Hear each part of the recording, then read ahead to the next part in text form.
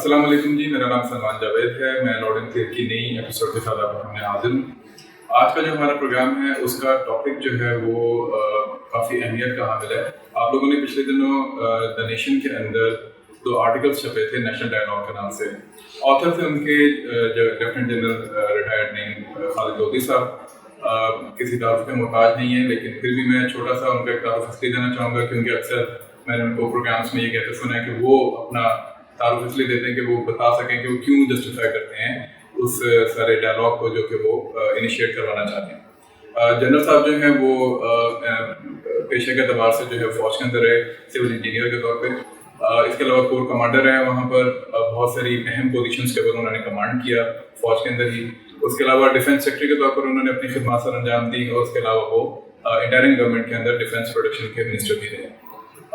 उसके अलावा एक बहुत बड़ा कॉर्पोरेट का इदारा है, उसके वो सरबराह के तौर पे भी काम करते रहे। तो बहुत सारी ऐसी चीज़ें जो कि सिविलियन और फौजी मामला के अंदर अहमियत के हामिल है, उसको उन्होंने अंदर से और बाहर से देखा है। उस सारे तजर्बे को सामने रखते हुए उन्होंने ये कुछ अपनी जो गुजारिशात हैं वो पेश की हैं इन 2 आर्टिकल्स में, जो कि नेशनल डायलॉग के नाम से पार्ट 1 और पार्ट 2 द नेशन अखबार के अंदर छपे थे। उसके अंदर उन्होंने जो बातें की हैं उसकी एक समरी जो है उन्होंने अपने फिर फेसबुक स्टेटस के ऊपर भी लगे, जो कि फिर व्हाट्सएप के बहुत सारे ग्रुप्स की भी दिनत बना। उसके अंदर उन्होंने उसको नाम दिया सिस्टम रीसेट का। और उससे बज़ाहिर ये लगता है कि जनरल साहब ये एक आइडिया प्रोपोगेट करना चाह रहे हैं या भेजना चाह रहे हैं बाहर डायलॉग के लिए कि जो इस वक्त मौजूदा सिस्टम है इसको हम लुपेट कर दोबारा से इसको रीसेट करके एक नया सिस्टम जो है उसकी दाव पे डालें। तो उसी पे आज हम कुछ एक एक्सटेंसिव सी गुफ्तगू करेंगे जनरल साहब के साथ और जानने की कोशिश करेंगे कि उनका आइडिया जो है वो बेसिकली क्या है। बहुत शुक्रिया। एक चीज़ मैं ऐड कर दूं कि मेरी स्कूलिंग जो है उसमें मदरसे की तालीम भी शामिल है, उर्दू मीडियम स्कूल की तालीम भी शामिल है और इंग्लिश मीडियम कॉन्वेंट स्कूल की तालीम भी शामिल है। मैं मोहल्लों में भी रहा हूँ, मैं गाँव में भी रहा हूँ और मैं छावनी में भी। तो यानी आप जो है वो ग्रास रूट लेवल जो है जो कुछ उससे कनेक्टेड। हाँ, तो मेरा ख्याल है कि इसलिए मैं समझता हूँ कि मैं अहल हूँ ये बातचीत करने। तो आप ये कहना चाह रहे हैं कि जो जनरल तासुर है कि जो फौज या फौज के जो ऊपर के जो जनरल या ब्रिगेडियर्स होते हैं ये डिस्कनेक्टेड होते हैं आवाम से, ऐसा जो है ये मामला नहीं। अच्छा जनरल साहब, जो अभी जैसे मैंने प्रीएम्बल में भी आपने कहा कि आपने ये 2 जो आर्टिकल्स लिखे जी, और उसके बाद एक समरी जो है उसके सिस्टम रीसेट के हवाले से आपने की। इसको थोड़ा सा पहले तो आप इलैबोरेट करते हैं कि आपके दिन में आइडिया क्या है, फिर उसके बाद उसको कुछ सबसे पहले तो ये है कि इसकी ज़रूरत क्यों है। ठीक है। और ये बुनियादी चीज़ है, अगर इस पर मुत्तफिक हों सब तो फिर आगे बात चल सकती है, वरना आगे चलाने का कोई फ़ायदा नहीं। मेरी ऑब्जर्वेशन ये है कि जितनी कड़वाहट माशरे में और इंस्टीट्यूशंस के दरमियान मुख्तलिफ जो स्टेटस हैं सोसाइटी के, जितनी अब है पहले नहीं थी। पहले तो इतनी ज़्यादा नहीं, हमेशा से रहा है। मतलब एक पॉलिटिकल पार्टी दूसरी पॉलिटिकल पार्टी को हमेशा पिछाड़ने की कोशिश करती रही है, लेकिन जैसे इन्होंने गले पकड़े हुए एक दूसरे के, तो ऐसे लगता है कि जब उसकी बारी आएगी इनको नहीं छोड़ेंगे, जब इनकी बारी आएगी उनको नहीं छोड़ेंगे, जब वो आएंगे तो इनकी लाइन लगी होगी जिधर भी नैब के सामने, और जब ये आएंगे तो उनकी लाइन। अब ये बड़ा गलत असर जाता है। उसके अलावा इदारों की बात है कि एक भी इदारा ऐसा नहीं छोड़ा जो कि नॉन कंट्रोवर्शियल हो, जिसका भी नाम ले लें आप, मतलब जितना भी कोई साधु इदारा है, जुडिशरी, नैब, इलेक्शन कमीशन, अफवाज पाकिस्तान और पॉलिटिकल पार्टीज, मीडिया, बाकी जितने जैली इदारे हैं, ब्यूरोक्रेसी, पुलिस, कोई मुझे बता दें कि जिसके ऊपर एतबार हो अवाम का, या जो आपस में इनका वो जो खलफशार है। या हम बात तो करते हैं ना सिविल मिलिट्री रिलेशंस की, actually civil to civil relations की बात करें आप, क्या ये जुडिशरी और नैब के दरमियान ये सिविल टू सिविल है या सिविल मिलिट्री है? ठीक है, लेकिन सर उसमें ये भी तो कहते हैं ना नैब के पीछे जो है वो कहीं ना कहीं शायद ठीक है, वो एक है, वो तो तासर है और उस तासर को दूर करना जरूरी है। एक तो मैं कहता हूँ कि ये माहौल, इस माहौल में कोई मुल्क तरक्की नहीं कर सकता। जब आप एक दूसरे के टांगे खींच रहे हो तो फिर तरक्की क्या होनी है, एक बात। दूसरी बात मैं ये कहता हूँ कि कसूर ये इसको परखने की या इसको एनालाइज करने की ज़्यादा ज़रूरत नहीं है कि कसूर किसका है। मैं ये कह रहा हूँ कि कसूर सबका है, और मैं ये भी कह रहा हूँ कि आप इस बहस में भी ना जाए कि ज़्यादा किसका है, क्योंकि तब फिर ये है कि फिर सारा काम ये خراب ہو جائے گا، اسی میں پھر اس بحث میں ہم پڑ جائیں گے کہ اس کا زیادہ ہے یا اس کا زیادہ ہے۔ تو بات یہ ہے کہ چاہے افواج پاکستان ہے، چاہے ہر جوڈیشری ہے، چاہے جماعتیں ہیں، سیاسی جماعتیں ہیں، میڈیا ہے، یہ چار بڑے ہیں۔ اور تو ٹھیک ہے پلر تو یہ میڈیا اور فوج تو نئے پلر آئے ہیں نا، بنیادی پلر تو تین ہی گنتے ہیں، جس میں سے دو پولیٹیکل پلرز ہوتے ہیں، آپ کا ایگزیکٹو اور لیجسلیچر، اور ایک وہ ہوتا ہے۔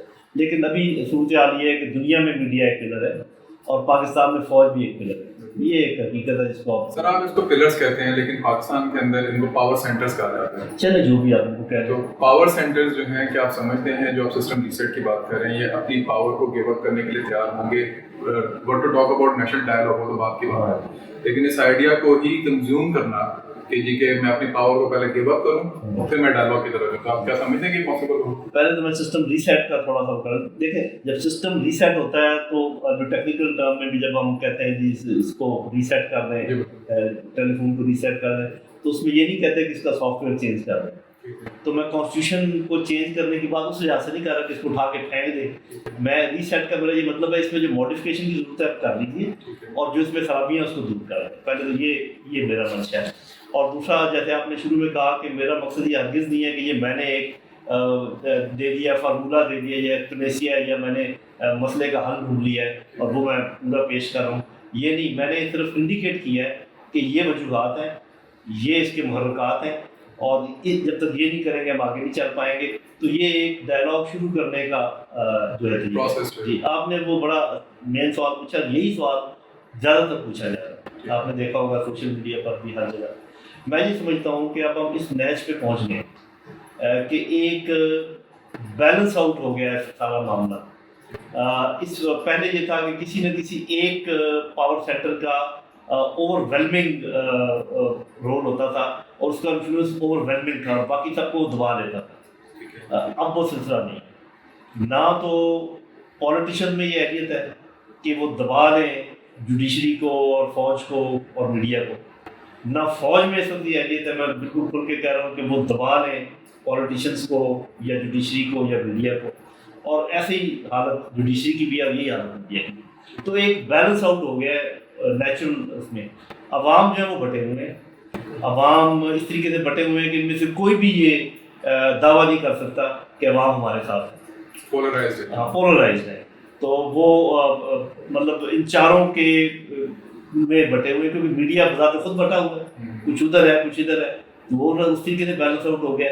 عوام بٹے ہوئے ہیں، کچھ ادھر ہے کچھ ادھر ہے، اس لیے بیلنس آؤٹ ہو گیا۔ اس وقت کوئی کسی کا کچھ نہیں بگاڑ سکتا۔ سر اس پہ ایک سوال اٹھتا ہے لیکن اس کو میں بعد میں آؤں گا۔ اس سے پہلے جو کانسٹیٹیوشن والا سوال ہے، آپ نے کہا کہ کانسٹیٹیوشن کو ہم ختم کرنے کی بات، اپنے کالم میں بھی یہ بات کی کہ کانسٹیٹیوشن میں جو سپریم نیشنل انٹرسٹ ہے، ویلفیئر آف دا پیپل، وہ ڈیفائنڈ ہے۔ تو اس کا مطلب ہے آپ کانسٹیٹیوشن کو ختم کرنے کے حق میں نہیں، لیکن کانسٹیٹیوشن میں ریفارمس کرنے کی بات کر رہے ہیں۔ تو اس کا مطلب ہے کہ آپ یہ جو ڈائلاگ ہے، it is not something radical move, but you are talking about reformations. آپ ریفارمیشنس کی بات کر رہے ہیں، ریڈیکل موو یعنی بالکل سسٹم کو لپیٹ کے۔ میں ریفارمیشن کی بات کر رہا ہوں، لیکن جو جن ریفارمیشن کی میں بات کر رہا ہوں ہے ریڈیکل۔ ٹھیک ہے، وہ ریفارمیشن خود ریڈیکل ہے، تو ابھی ہم آگے جب بات چلائیں گے تو بات آگے۔ تو یہ جو سوال تھا پہلے والا، اس کو میں ختم کر دوں۔ میرا اپنا یہ خیال یہ ہے کہ چاروں پاور سینٹرز میں، اور اگر کوئی اور ایک آدھ چھوٹا بھی ہو، ان میں یہ ادراک ہو جانا چاہیے یا ہو چکا ہوگا کہ یہ سب کے سب اب بند گلی میں آ کے پھنسے ہیں اور اس ملک کی ترقی میں حائل ہیں اپنے ایٹیچیوڈ کی وجہ سے، کیونکہ ابھی اس میں سے کوئی بھی اگر وہ چھوڑتا ہے رسی تھوڑی دیر کے لیے تو دوسرے حاوی ہونے کے لیے تیار ہے۔ اس لیے وہ نہ تو اس کو مزید کھینچ سکتے ہیں اپنی طرف، نہ ہی کو چھوڑ سکتے۔ تو اگر یہ نہیں چھوڑیں گے تو ہوگا یہ کہ ایک کلیکٹیو بیزتی جو ہے وہ ان کی منتظر ہے۔ سر اس میں لیکن دیکھیں بات کیا تھی، جیسے پاور، اسی پہ کو تھوڑا سا آگے بڑھاتا ہوں۔ پاور سینٹر میں جیسے ہم کھل کے بات کر لیتے ہیں، پولیٹیکل پارٹیز کا پاور سینٹر، اس میں کچھ پولیٹیکل پارٹیز جو ہیں وہ لبرل یا سیکولر اینڈ پہ کھڑی ہیں، کچھ پولیٹیکل پارٹیز جو ہیں وہ سینٹر ٹو دا رائٹ یا رائٹ پہ کھڑی ہیں، اور ان دونوں کا آپس میں بھی ایک کلیش ہے، جیسے آپ نے کہا سیول ٹو سیول ڈائلاگ جو بھی اس کا بھی فنڈا ہے۔ پھر ان کے اپنے اپنے انٹرسٹ ہیں، جہاں پہ ان کے انٹرسٹ کنورج ہوتے ہیں وہاں پہ وہ اکٹھے بھی ہو جاتے ہیں، جہاں پہ جیسے پیپلز پارٹی اور JUI اور JI کا دیکھ لیں گے۔ پھر ان کے کچھ نعرے ہیں، جیسے پیپلز پارٹی کا نعرہ جو ہے وہ بھٹو زندہ ہے، वो भुट्टो जिंदा इसलिए है क्योंकि उसको फौज ने या एस्टेब्लिशमेंट ने हैंग किया था। इसी तरीके से वोट को इज्जत दो, ये भी एंटी एस्टेब्लिशमेंट नैरेटिव के ऊपर खड़ा हुआ है। इसी तरीके से पीटीआई अभी तो चले वो कोई नारा नहीं मारी, कल को हो सकता है उनका नैरेटिव भी चेंज हो जाए। जेयूआई का हमें पता है, जेआई का हमें पता है, एएनपी अचक सबका। तो आप क्या समझते हैं कि ये इन नारों को गिव अप करके, जिसके ऊपर उनकी पॉपुलिज्म की पॉलिटिक्स खड़ी हुई है, उसके ऊपर वो छोड़ के डायलॉग की तरफ आएंगे? पहली तो ये कि फिर फौज है, फौज की अपनी एक इंट्रेंच पोजीशन है, उन्होंने अपना एक क्लाउड बनाया हुआ है। इस तरीके से जुडिशियल एक्टिविज्म जब से 2008 से शुरू हुई है वो भी आपके सामने है। तो क्या हम समझते हैं कि ये सारे के सारे, अगेन मेरा सवाल ये है कि ये अपनी रिट्रीट करके, जैसे आपने कहा कि इनको एहसास हो जाना चाहिए, क्या आप समझते हैं कि एहसास कहीं पे मौजूद है? ये इस डायलॉग का एक मकसद ये भी है कि इस एहसास को उजागर किया जाए और एहसास दिलाया जाए, और अगर उनके पास कोई और ऑप्शन है तो वो बताएं कि क्या है। क्योंकि मैं जो कह रहा हूँ वो ये है कि ये बैलेंस आउट हो गया है सारा मामला, और अब सिवाय इसके कि कलेक्टिव बेइज्जती के और कोई रास्ता नहीं है, क्योंकि मुल्क आगे बढ़ नहीं पाएगा इस तरीके से। बढ़ी तो जो आपने एक बात की तरह उसको टैकल कर लूँ, जो तो है ना अपने अपने जाविये, पोलिटिकल जाविये मुख्तलिफ पार्टीज़ के जो बुनियादी दावे, उनमें तो कोई मसला नहीं है। वो तो जो जीतेगा, जो लोग जिसकी हमायत करेंगे वही होगा जब भी ये मामला होगा। अलबत्ता ये जो इन्होंने कंट्राइव किए हैं नए स्लोगन जिनका आप जिक्र कर रहे थे, ये इनको गिव अप करने पड़ेंगे, क्योंकि अभी जो बात मैं आगे करूँगा इसमें गिव एंड टेक है, इसमें सिर्फ टेक एंड टेक नहीं हो सकता। तो ये मामला नहीं।